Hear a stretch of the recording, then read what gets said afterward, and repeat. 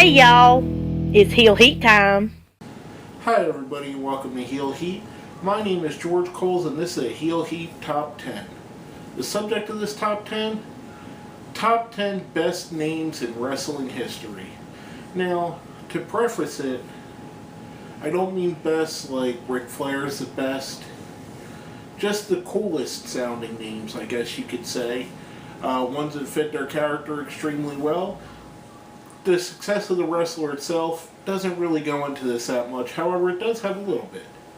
We'll start off with number 10. The ECW original, Sandman.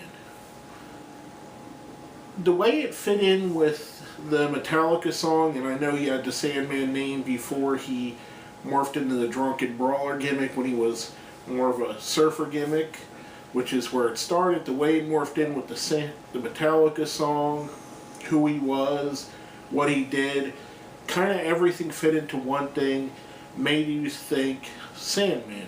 Obviously, the name was very fitting, very successful with the name. Next up, number 9, Jay Lethal. Now, immediately when you hear a name like Jay Lethal, you think, all right, this guy's got offense. It's gonna be lethal. And it makes sense for a guy like him who has a quick strike ability, who can hit you from any angle, to have a name like Jay Lethal. Obviously, a very well picked name. Number 8, Sergeant Slaughter. I mean, what do you not want with the Sarge? You got the military iconography with the sergeant portion and the garb that he would wear. Also, you have Slaughter, which, you know, it ties in with the military theme, slaughtering people, and it also gives you that feeling that he's going to slaughter the competition. Obviously, a name that was very well crafted and picked out made him, it built more into what he was, helped him become the legend that he is. Number 7, Sid Vicious. Now, we know that Sid Edie, he's gone by different names, Psycho Sid, Sid Justice, Just Sid. I think personally the coolest and best sounding of them all was Sid Vicious. Again, much like what we said with Lethal and Slaughter, it gave you that idea of what he was going to be. He was going to be vicious.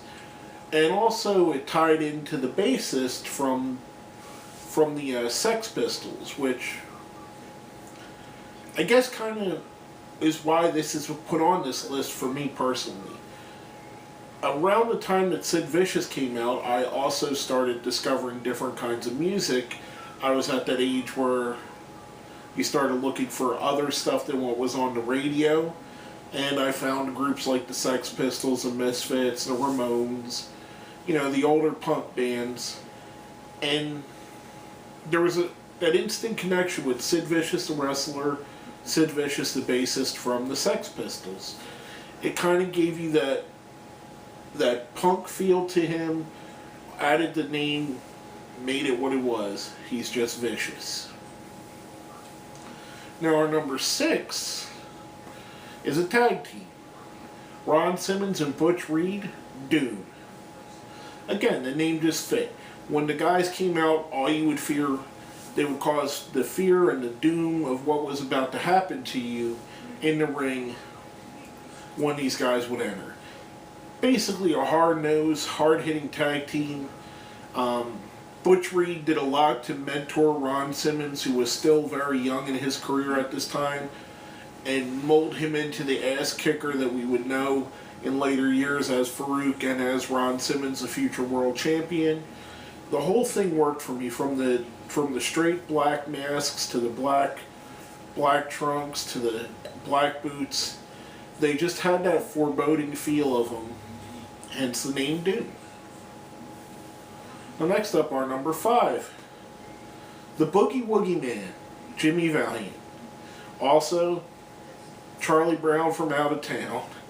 Guy went by 2 different names. Charlie Brown when he would leave a loser leads town match. Yeah, say that again 3 times fast.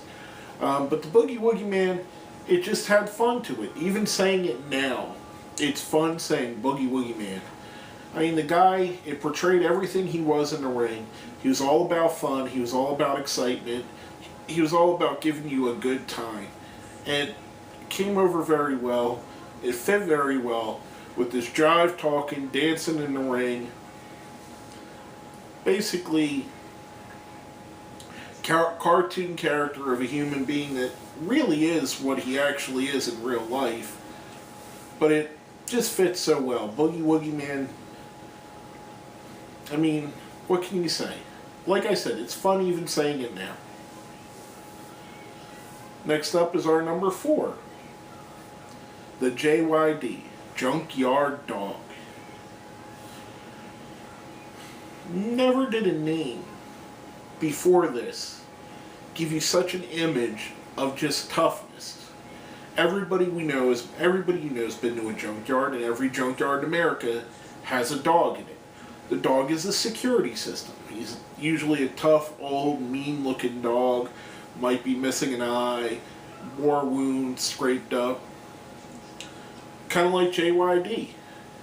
He'd come into the ring, he'd be a tough guy, he'd beat you up, although still having fun, much like a dog, where he'd dance around with the kids, do the head punts. But you knew that when you got in a fight with the Junkyard Dog, you were fighting a tough customer just based off of the name. Now our number 3 is another form of perfect synergy. The man wrestled around for several years under his real name and didn't get much real success until he decided to shave portions of his hair, paint his face green, and go by the Missing Link.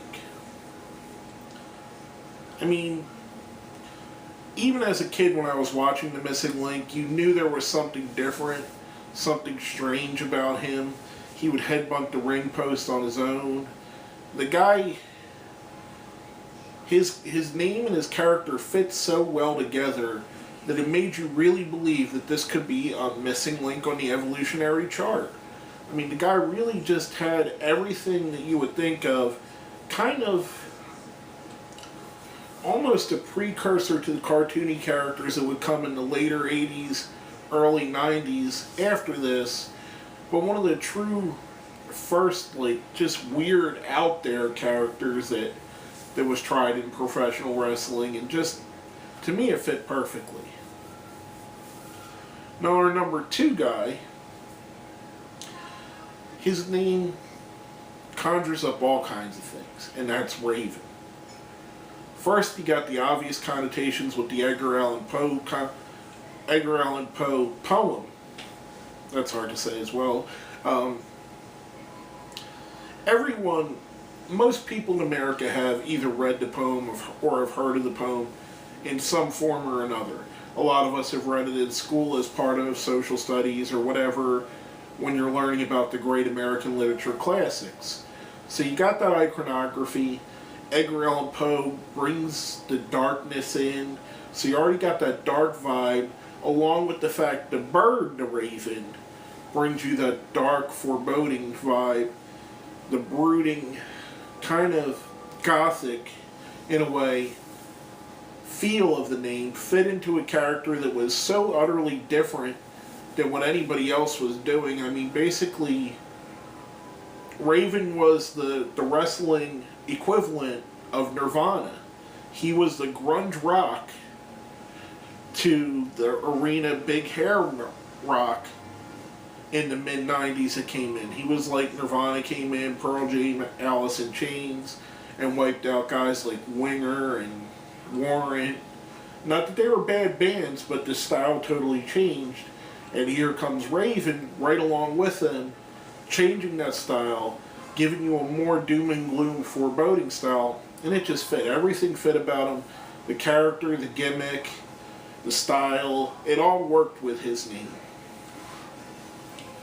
Now, as you guys know, if you've watched any of our top 10s before we go into the number 1, we do a best of the rest. Basically, these were names that were considered for the list, but for whatever reason didn't make it, just a little bit off of the top 10.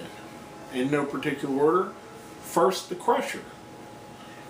A little bit older for some of you fans, might not remember him in the AWA days.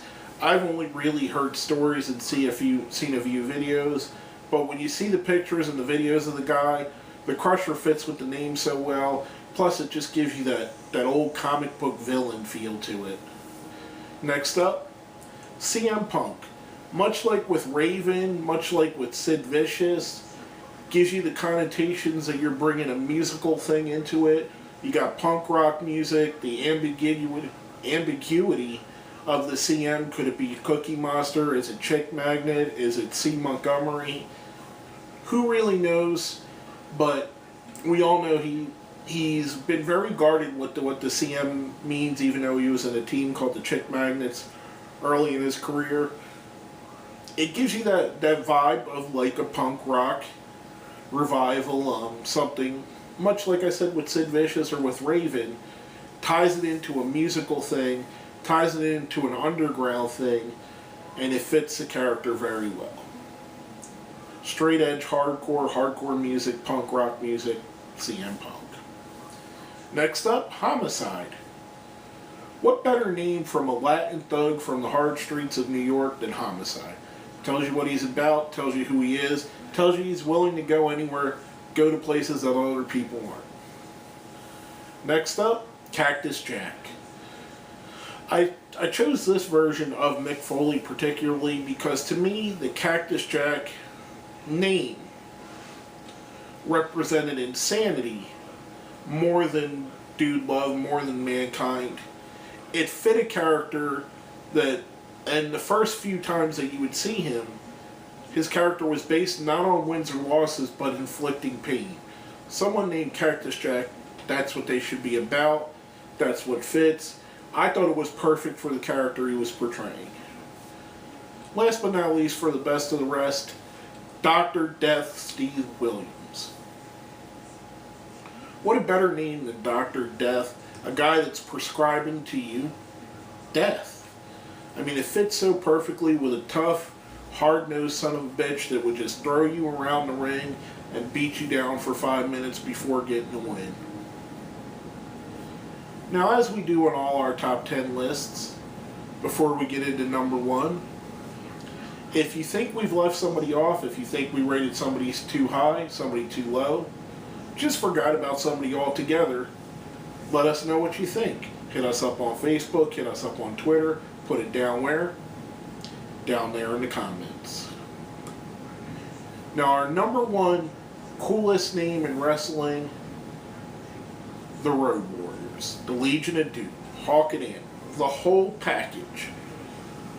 Nothing said futuristic, Mad Max, badass warriors like the Road Warriors. We know it's taken from the movie of the same name. We know the Legion of Doom is tied in with the DC Comics. We have Hawk, we have Animal coming in doing something totally different that no one's ever seen before. It really looked like they were people from the future, from the apocalypse, coming and just laying waste to everything in their path. I mean, they would come out, you would hear Iron Man, you'd hear Hawk with the Water Rush.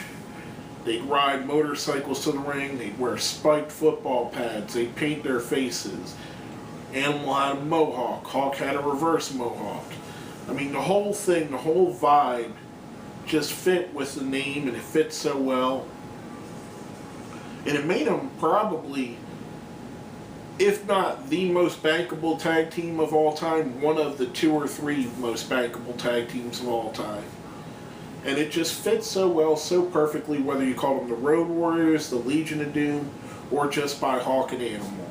Everything about them vibed with the whole gimmick and the whole name. But basically, that's all I have to say about this one. My name is George Coles, and this has been another Heel Heat Top 10.